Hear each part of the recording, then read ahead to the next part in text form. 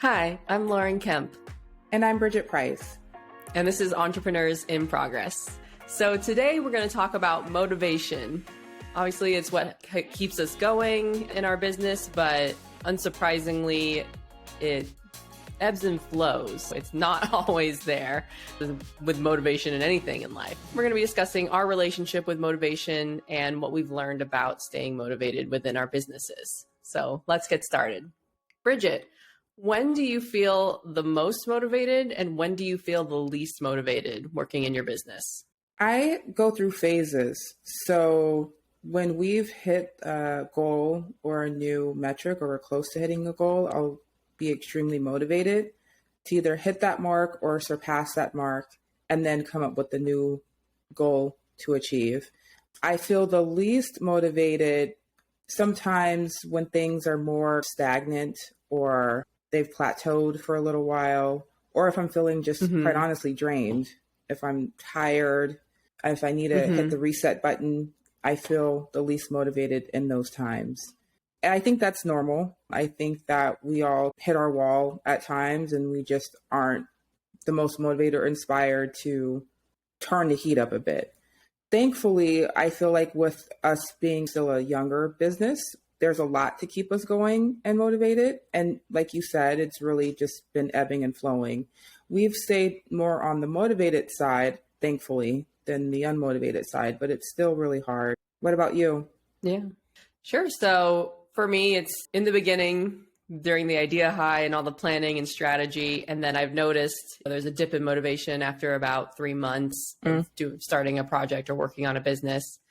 I think it's like you said, when you're close to reaching a goal or you've had a few successes in a row, then you take that momentum and you're motivated to keep going because you're getting positive feedback and reinforcement. So that's always great. And then, of course, if you're experiencing a bunch of failure in a row or you're just feeling stagnant, that's definitely when you have that dip in motivation because you're working so hard and you're not seeing it paying off. So that's when it becomes difficult. But I think that motivation is very cyclical. You go through times when you have more of it, and there are times when you have less of it. Yeah. I want to kind of dive into the types of motivation. I think we are all familiar with extrinsic motivation, one that is reinforced through incentives, the whole reason we go to work so we can pay for our living expenses. We're trying to get something out of whatever we're acting upon. Then we have our intrinsic motivation where I think a lot of entrepreneurs are spurred by that big idea. They are inspired by other people who have made it essentially, or it's something that really they identify with and they just couldn't imagine their lives without doing something like maybe exercising or running or being into fitness or being a teacher, something that really pulls at them internally. But there are two other types of motivations that I don't think a lot of people talk about. And I hate to say that I'm guilty of these two a lot. I'm guilty of what's called introjected motivation. And that's where you fail to meet a goal or you fail to meet or attain whatever you're looking to get out of your work. And that drives you to try to make up for it or drives you to hit your next mark and or overcompensate for not hitting the mark the first time.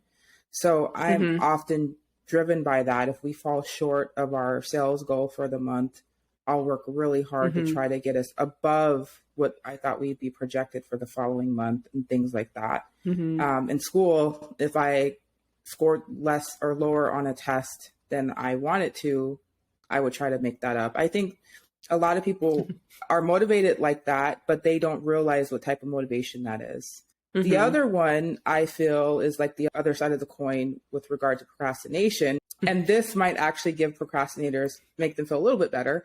But that motivation is called identified motivation, where they know they need to take an action. They just haven't decided to act on it yet.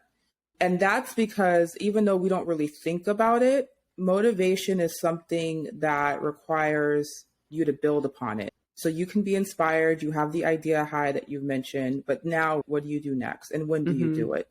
And so I think a lot of us do sit on ideas or we are feeling stuck sometimes and we haven't made that move because we're still not only in the fact finding process, but really just trying to get our brains to fully process what we are trying to do and then take the action to actually do it. So I feel like a lot of times, especially in business and as an entrepreneur in progress, I suffer a lot from this identified motivation. I have businesses I want to start, I have ideas I want to flesh out, but I haven't yet gotten there. But I am motivated. It's just laying dormant, if that makes sense. Sure. And I think that's so interesting how failure can either motivate you to overcompensate or do better, or it can demotivate you and be like, okay, why am I doing this? Yeah, those are two different types of motivation I hadn't considered. Because I think it makes sense. Yeah, when I think about my time in athletics, like I took failure hard. That made you want to work even harder to come back and do better the next time.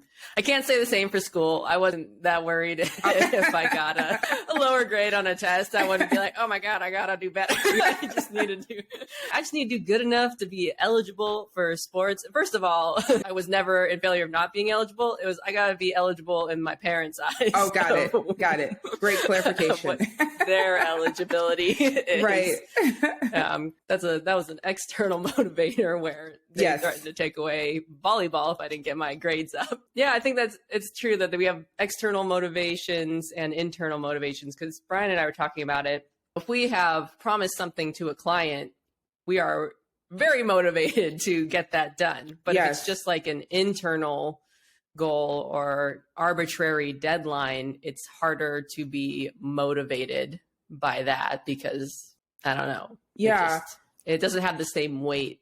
Yeah, absolutely. And I think with intrinsic motivation, it has to be something that you value at such a high level that you can be motivated day in and day out, or you can sustain your motivation over a long period of time to do what's necessary to get it done. You're right. If we promise something to someone else, we made this promise, we want to get it off of our plates, and we're motivated because for a number of reasons. But yeah, if it was just something that we've made in our mind, it's, I'll get around to it when I get around to it. Like folding your laundry.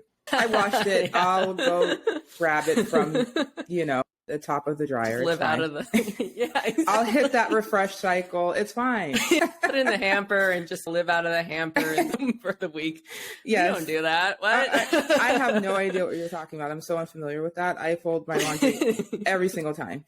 Oh my God. And another external motivator too is obviously for entrepreneurs is you don't want to go back to working somewhere else for anybody else. So obviously that was a big motivator for me and Brian the first year of our business. I think it's probably tougher for entrepreneurs who, when you have that safety net, when you do have a full-time job and you're trying to start something on the side, there's not as much external pressure because you're still able to take care of the bills and stuff like that. Do you feel like that? Oh yeah, 100%. Because you and Marcus were in that position for a while. Yeah, 100%. And it's funny because I feel like even if you are put in a position where you are no longer working full time and you're working on your business, you're still a little shaky. And so you still might go get another job or part-time job, and all of a sudden that becomes your focus because it's a steady paycheck. And despite you feeling motivated to start your own business, there's still this uncertainty that you're afraid of. And your external motivation at that time does outweigh your intrinsic motivation. And we definitely battled that. We recognize, unfortunately, as sad as it is, we had to have more focus on our jobs and our business because it was paying the bills. And we got that reward at the end of every 2 weeks. We got our paycheck, we can live comfortably. And that really messed with our heads because it did make us feel ultimately like we weren't as serious or committed to our business as we initially thought we were. And so you have these two conflicting motivations, and I don't think people recognize, or maybe they do, and that's why entrepreneurs are like in turmoil all the time. They're constantly trying to figure it out. But yeah, it's very tough because you're hard on yourself. You're like, I need to do more. Like, this isn't enough. I can't believe I've put in 8+ hours a day on someone else's dream and not my dream. And I could be so much further. But it's really hard when you have this hefty reward that can immediately satisfy your needs. And that's another thing behind motivation, human motivation.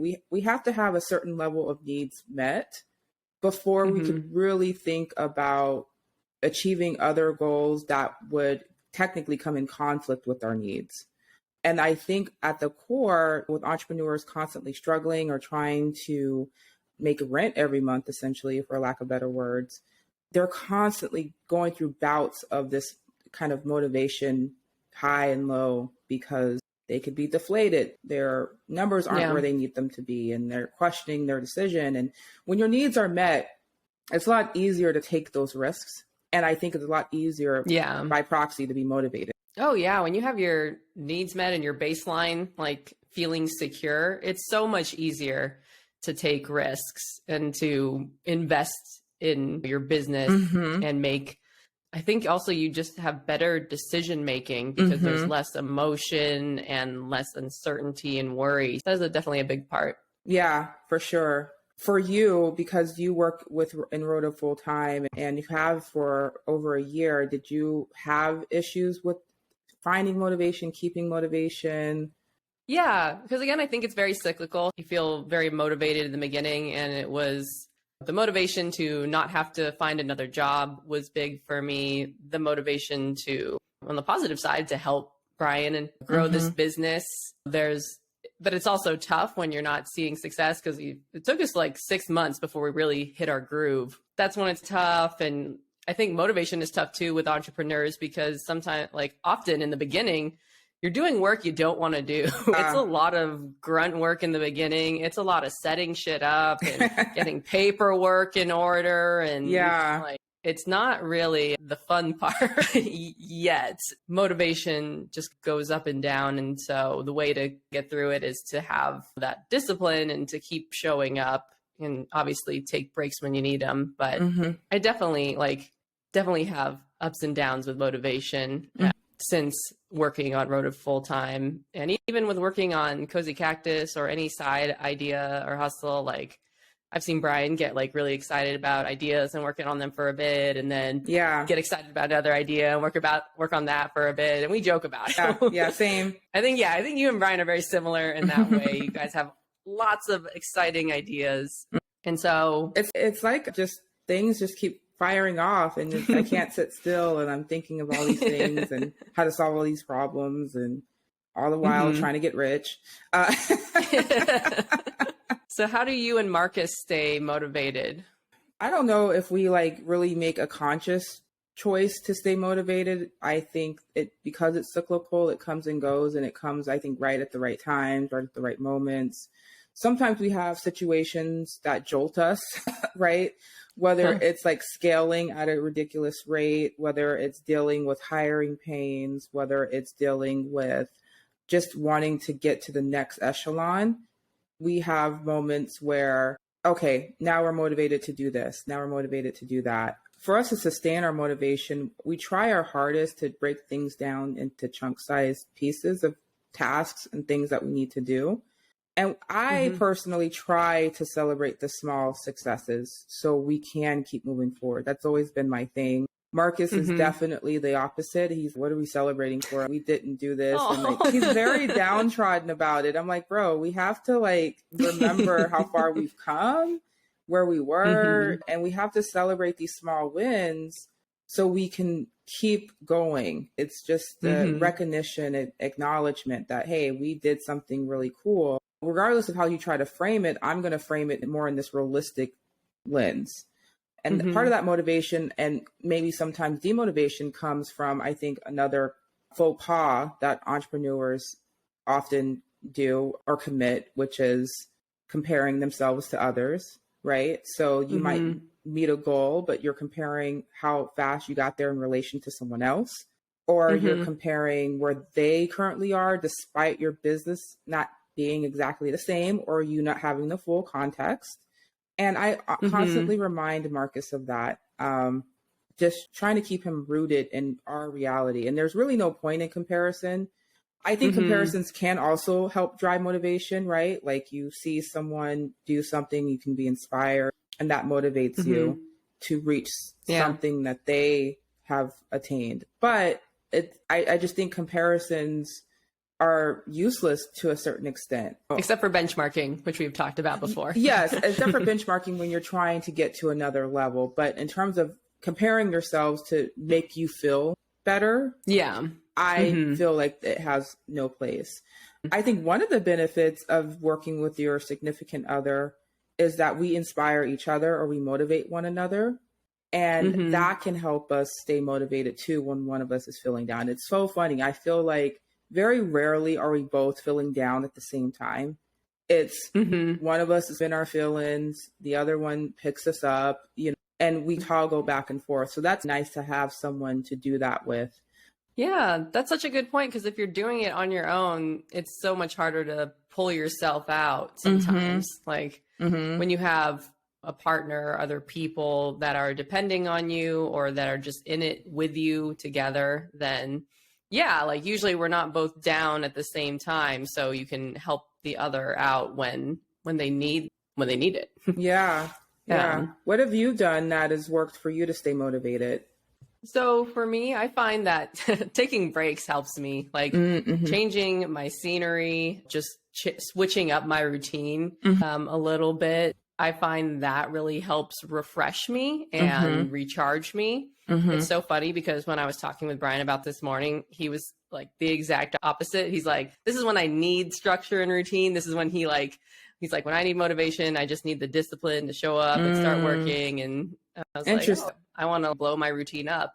Start over. Just for a little bit and then come back refreshed. That's how I stay motivated. I think also remembering that it is cyclical and it's going to pass, even though sometimes in the lows, it feels like it's going to feel like that forever. Reminding myself that it's not. Yeah. And it's like you said, remembering the small wins or celebrating the small wins and remembering how far we've come, because like the past couple months have been a struggle for me and Brian, just from a revenue standpoint. Like a super awesome 5 months. And then here we are, months 6 and 7 of this year. And they were both down months.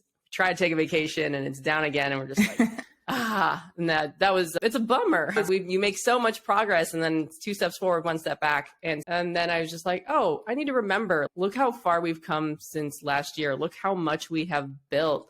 We're gonna make more money than we did last year.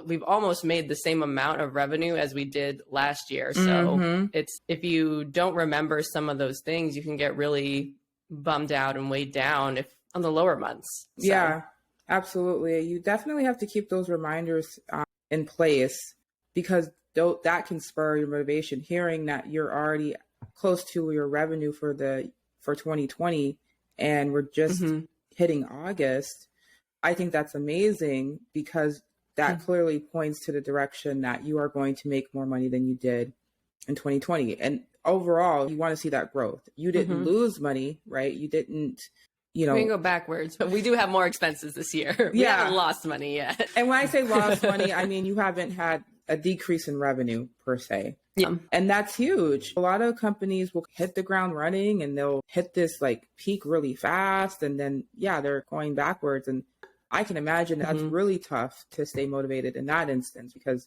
clearly something's missing and you have to find out what that is. And you're just really upset about your numbers not improving year over year. So I think that's awesome. I agree. I can see both sides with you and Brian, like wanting to blow up your routine and, hey, I need to like get out of my head. I need to start over. And then I can see Brian using discipline as a way to sustain motivation and really falling back into his routine, because it's that concept or idea that if I keep doing what I'm doing, I'm going to be in a better spot a week from now or 2 weeks from now, or something's going to click. It's funny. I believe that discipline is the other side of motivation, or some people might actually say momentum is. I think both can play a role, or they're closely related to motivation. You need the momentum to keep going, and motivation can help you get there, but you also need the discipline to be consistent when motivation is fleeting. So I also feel like motivation can override fear, right? The initial concerns that we have about starting a business. I think that's what carried me through with Cozy Cactus. And for a lot of it, I had tons of fear, tons of anxiety, just trying to figure out, this is my first business. I'm calling myself an entrepreneur now. I'm sharing stuff with the world. And but like that motivation, because you're so excited about your business, like that definitely carries you through that fear or anxiety. Is there anything else that technically overrides fear? Anything bigger than like motivation or as significant as motivation? I do believe some, what'd you say?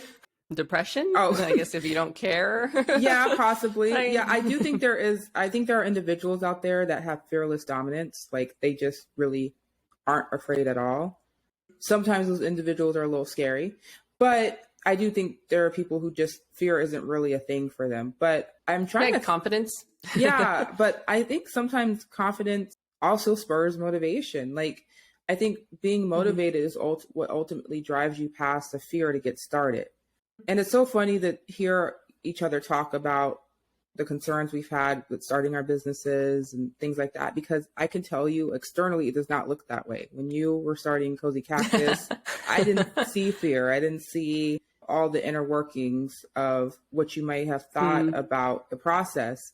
And I think that just doing it, I think says so much more than what we might feel about how we're going about the process internally. Absolutely. So there's no good way to segue this, but I do want to continue on talking about motivation. So we've talked about how we keep ourselves motivated. I'm curious, how do you know when to work through motivation lows or when to cut your losses? I'm probably the wrong person to ask, because I sometimes am like a stubborn mule in this sense, where I will keep sometimes working at things even when I know it's not working, to prove something. And so unfortunately, in my experiences, my losses were cut for me. However, I don't like that feeling. So I am getting better about learning when to cut my losses before shit takes a turn for the worse, or it deflates my ego or attacks my self-esteem. I've always been a fixer. So when I can't fix something, it really bothers me. I'm now learning to accept that sometimes I just don't have the power or control to fix certain things, and things are just what they are. And sometimes that's okay.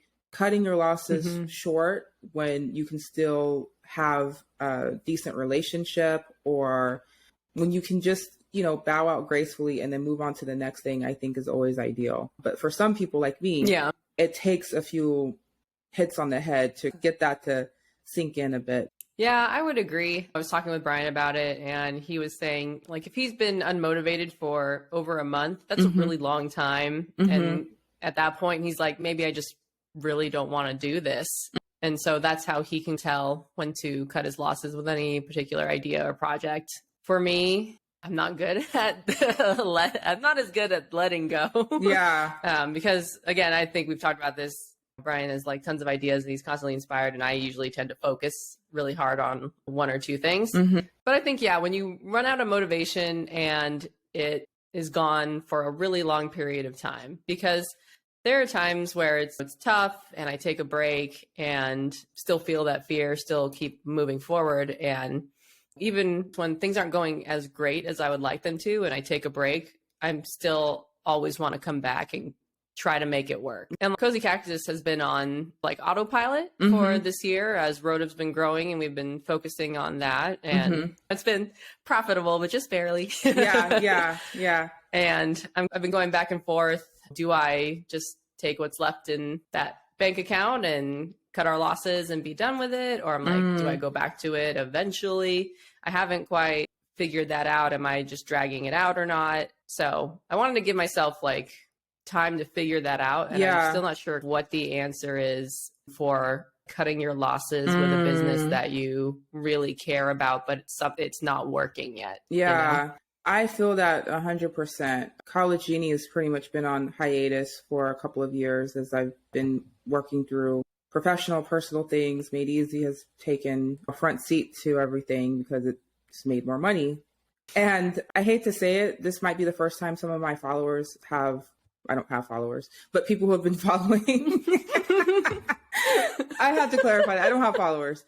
Followed my journey with College Genie. A lot of them don't know the updates, but I have had some internal conflict about my position on higher education, specifically with regard to the costs and not knowing exactly if it is a great equalizer I thought it once was, especially with the proliferation of like technology, social media, and ways that younger adults can thrive and be successful. So I've been working through that internally behind the scenes. But yeah, it's hard to know when to cut your losses. I would say probably when you feel it doesn't serve you any longer, or if you're deeply passionate about it and right now it's still making money on autopilot. Gather some bearings and really maybe think about maybe at the end of the year, you know, what you would want for Cozy Cactus in 2022.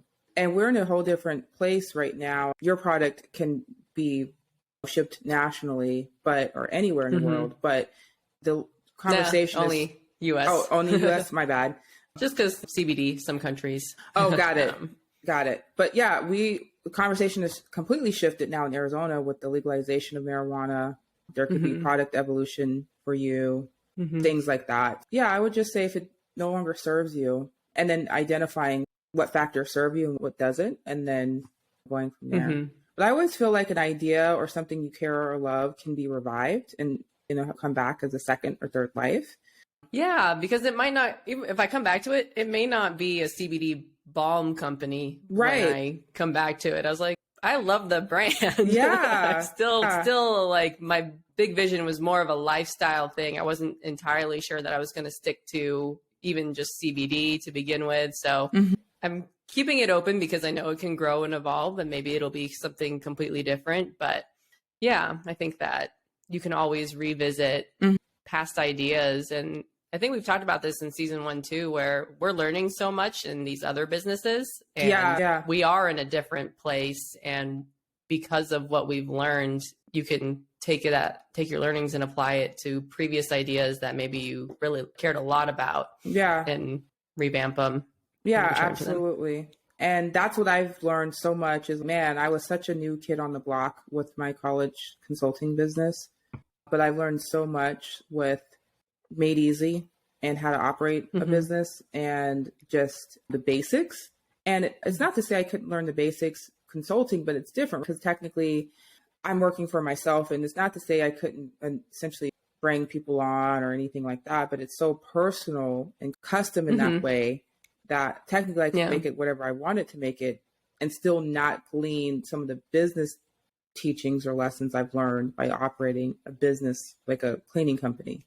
So yeah, that's why I strongly encourage entrepreneurs whenever possible to maybe go into businesses that are somewhat tried and true or somewhat have a blueprint, because you can glean so much from that. And then you can pursue your other ideas or visions that you have.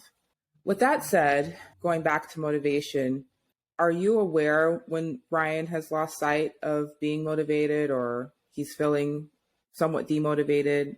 I think it's an energy level, because you can just tell when someone's not motivated or excited about what they're doing, and it feels like a drudge and we have a negative view on things. We joke, we call it Thor Dark World, where everything just seems to be worse, and it's a dark world. Yeah.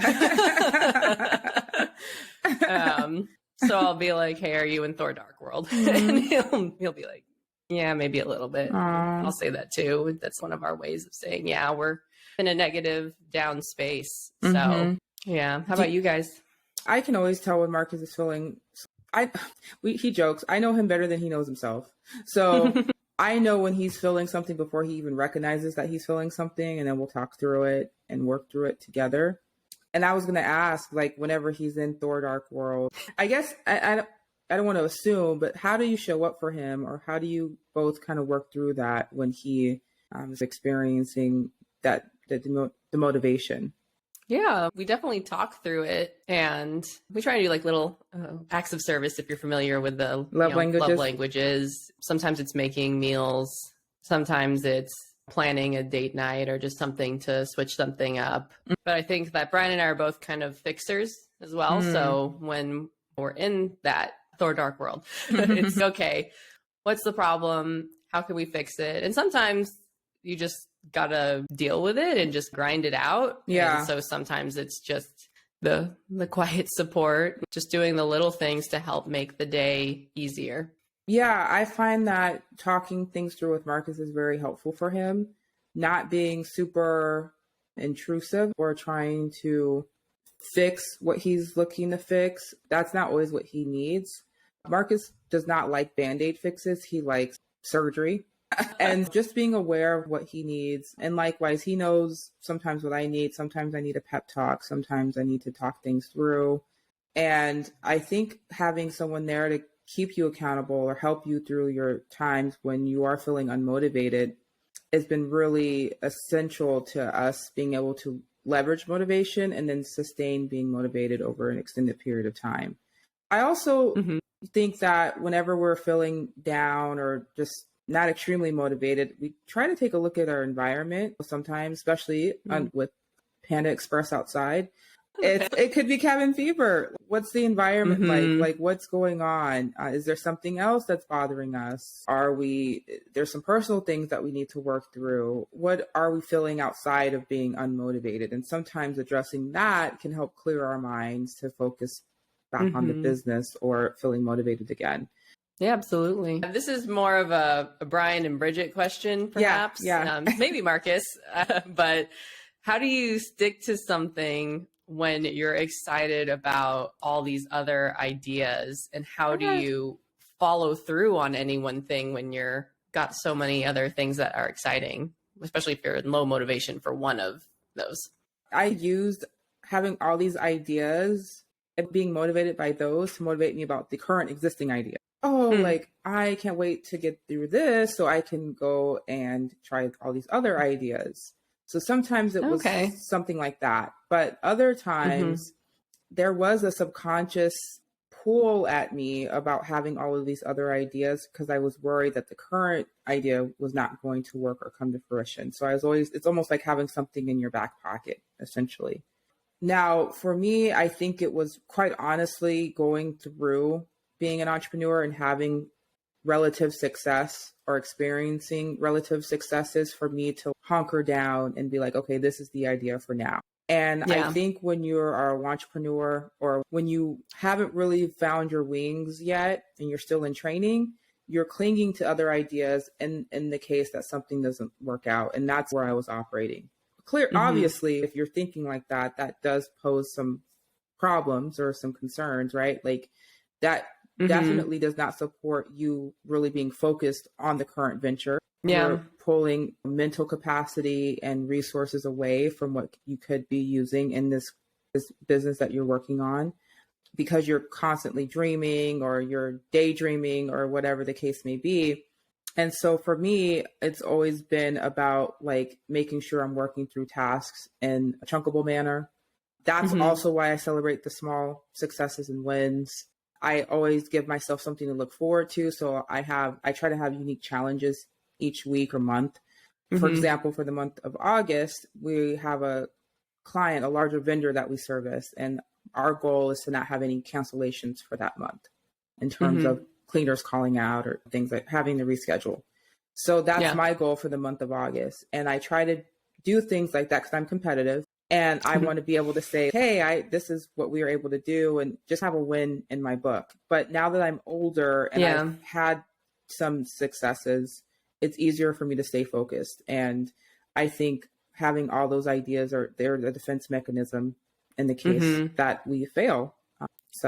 I think that's a good point in having those smaller goals to keep you focused, because if everything is just too high level, then I feel like it's harder to hone in on something. And this is something that we've experienced with our business is there are a few different areas where we could take our business and then we'll focus on one area and then not quite completed. And then we'll focus on a different area and then not quite completed and go back to the first. And so it's Girl. something that we haven't quite figured out. We have so many incomplete projects. Okay. Oh, they're going to do that. And then we're like, yeah, they're like halfway complete. And it's just, God damn it, why can't we finish like one of these things? Yeah. That's something we're still trying to work through and figure out, because I think the benefit of being high level and seeing all these different opportunities is you do see so many more opportunities than you do if you're just solely focused in one area. You might miss if it's not working out, or if there's a better opportunity out there to take advantage of. Yeah, I think it's just,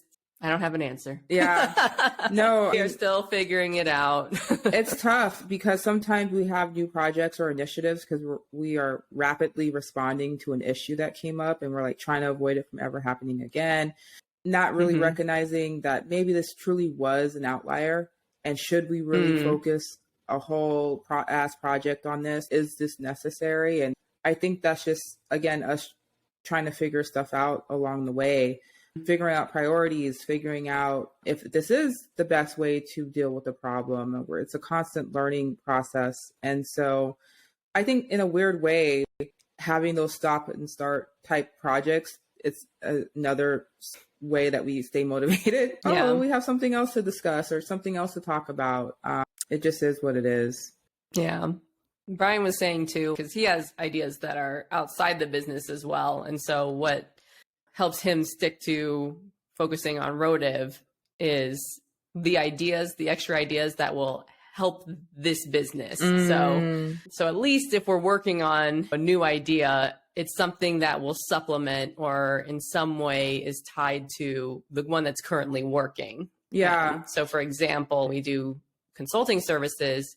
Brian sees a need for more education around the software service that we train people on. He sees in general there's an opportunity in the market for education about no code software, but he's like, let's just focus on Pardot and Sales Cloud, since those videos will tie into our business and they'll help each other essentially. And then with he has so many different software ideas because he just loves, technology and coming up with solutions for whatever pain points he's going through as he's working. But he's, just focus on solutions that tie into Rotiv. It's something that can help Rotiv or make sense with Rotiv. Let's focus on that first instead of all these other ideas that he has millions of ideas. I don't know how, how you guys come up with just so many ideas. It's just something that just keeps fluttering about. Yeah, I have so many ideas and they continue to come, which also motivates me, in the sense of if something doesn't work out, can tap into this. And ultimately, I do think that's how entrepreneurs can leverage motivation, because eventually something will crack the code if you stay with it long enough or you stick with it long enough. And I think that is super important to think about or have as a tool rather to keep you going. But I love how he's transitioned his thinking into what ideas can I think about that will help the business, that will grow the business. And I've had that thought informally as well with Marcus, and we have those back and forths and those conversations. But the idea high is real, man. It's yeah. And then sharing the ideas with others and entrepreneurs and telling people who will listen to your ideas, that also motivates you. But I think that what I'm working on, or at least been trying to work on for the last few months, is Marcus and I have talked about other business ventures we want to pursue or have by the end of this year. And I'm all about leveraging motivation to jumpstart stuff, really having aggressive deadlines that you want to meet, because we know motivation is fleeting. We know shit outside of what's going on in our head happens in our world. We have so many things that we have to tend to that we can get distracted. And so we have to, I think, leverage whatever extrinsic or intrinsic motivation that we have to really get a quick jump start on a new idea or project. And that way, again, if we're celebrating the small wins, hey, we got the website up, or hey, we got our bank account set up, or whatever the case may be, we feel good about it and we can start moving forward. Yeah. What are some of those ideas that you guys have come up with that may be related to Made Easy, or have you pursued things outside of Made Easy on the side? So one of the bigger goals for us this year is we're really looking into property management. I did not really want to go down this foray, but Marcus is really, I wouldn't say passionate about it, but he really wants to do it because we've learned so much from the cleaning side. Like, again, we've had customers or clients reach out to us where they essentially wanted a property manager wrapped in a cleaner, essentially. So we've had ideas, and it kind of just makes sense with the industry that we're in, but we want to try to have at least 2 rental properties that we can utilize for short-term or vacation rental purposes and kind of start managing that. Are you talking about managing somebody else's or buying your own and managing that? Top of the year, it was buying, but now we think we want to manage someone else's to get our feet wet and learn before we make this large investment in property. So that's one thing that's in line with our business. The other is really taking on kind of building a segment of our cleaning company for vacation rental cleaning specifically. So currently customers can go to our website or call us and book a vacation rental cleaning, but it's a whole unique process that almost requires its own like landing page, own information, like things like that will help guide the host on what they're looking for exactly. So we're trying to build that up because vacation rental cleaning is really unique compared to residential cleaning. There's so many other things you have to consider. And so that's something that we are working on as well. Another idea that I have in mind is TBD, and we'll be sharing more. But yeah. So again, that's just like scratching the surface of some of the stuff we've talked about. There's so many other things. Yeah, absolutely. To wrap up this conversation on motivation, do you think that we can motivate others? Yeah, I think motivation is contagious. I think that the conversations you and I have had with Brian and Marcus, whether it's over dinner or even over this podcast, I think that we can motivate one another. And obviously, we know that motivation, external motivation works. We have motivational speakers, we have politicians, we have teachers, we have people who are in high esteemed positions, coaches who motivate people to behave or act a certain way or carry out a certain action. I think that sometimes by motivating others, we can drive our own internal motivation, seeing someone take to your word, seeing someone take to your recommendation. I think ultimately that's how motivational speakers become motivational speakers. Like they want to activate people and they really enjoy activating people. Yeah. I think it's a bit of both because I think that you can motivate people, but only to an extent. So yes. Yeah. When you hear motivational speakers, I feel super motivated in the moment, but if you don't have intrinsic motivation, that's not going to sustain you over the long term. I think that motivation is contagious in the short term. You're inspired by your coaches, but you still need to have enough intrinsic motivation to do the work outside of practice and games to keep going. So it's a mix. I feel like when external and sorry. Oh no, I was going to say, I feel like when motivational speakers are speaking to a crowd of people, 200 people or whatever, they'll probably really tap like a handful of those individuals who are to act on what they've heard. Like they just needed that push. They needed that word for the day. And I've had experiences where I've listened to motivational speakers talk and I'm like, wow, I feel really inspired. And it stayed with me for maybe a few weeks after that. But you're right. It then becomes like this identified motivation that we talked about earlier. They want to do something. They just haven't decided to act on it. So I agree. If they're not feeling it intrinsically, it only can work to a certain extent. Yeah, I guess the thing to do is to try and figure out what are your intrinsic motivators when you don't have the external ones. That'll be something for me to ponder. Yeah. No, it's a really hard assignment because I think we operate understandably for so long in this extrinsic motivating space. We do things to get things out in return. What are we really doing for ourselves? What are we really doing for the love of it? What are we doing because it makes us feel good? I think intrinsic motivation is really tied again to making sure you have your needs met, making sure that you are in this evolved space where you have the time to dedicate to really ask yourself that question, because it's a loaded question. It's not something that I don't think anyone could just answer on the fly. They really have to do some digging. I'm now wondering how much of it also has to do with mindset, because if you don't believe you can make a change or the work is going to pay off, then you're not going to be motivated. You won't be able to get that intrinsic motivation if you don't even believe that it's possible. If you have that fixed mindset, I am the way I am. Those people I can't change. Yeah, those people really only operate in that extrinsic way then. They only look for external forces to motivate them. And that, I think, can have people feeling lost ultimately. But yeah, I think it could be a mindset shift with regard to whether or not they feel like things are within their control. But yeah. Food for thought, everyone. But on that note, thank you for listening. We appreciate it. Go find your intrinsic motivators. Yeah. And I'm going to be doing the same now. And like, subscribe, share. Find us on Facebook, Instagram, YouTube, and connect with either me or Bridget on LinkedIn. And thanks again. Yeah. Tune in next week. I'll be motivated.